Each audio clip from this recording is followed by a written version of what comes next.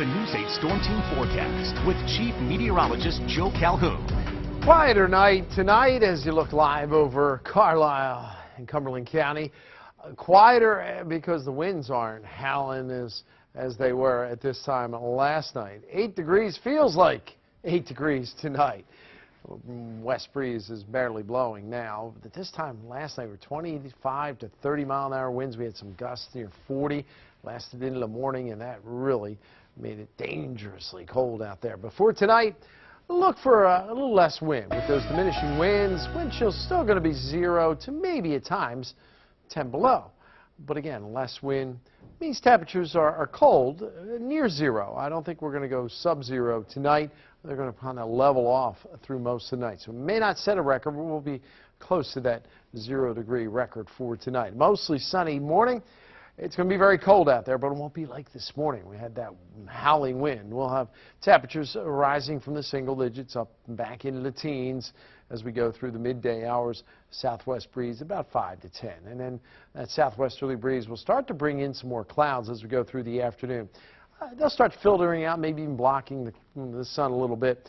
But it won't be as windy tomorrow, and I think temperatures get a little bit of a boost. By all means, it's a cold day, well below normal, but temperatures in the 20s. I think by Thursday, though, we could go above freezing. That would be nice, wouldn't it? Temperatures generally single digits out there right now. Selinsgrove, one of the cold spots at 5, but it's 10 in Chambersburg and Gettysburg. And these numbers have been holding pretty solid through the night. Our temperature, even though we have clear skies, our flow is now coming out of the south and southwest, but there's a little bit of a breeze out there still. In some locations we do have sub-zero wind chills, and there is still a wind chill advisory as you go up into Mifflin County, Juniata County, Lewistown, at around 13 right now below wind chill wise, but nothing on the radar scope. We are dry, we are clear out there all across the Commonwealth, and for that matter up and down the East Coast. Clear skies usually means a cold night, and that'll be the case. Now, you're starting to see some clouds starting to zip in from the west. That's a sign of some milder air. What's in control now is high pressure over the way down south into Dixie.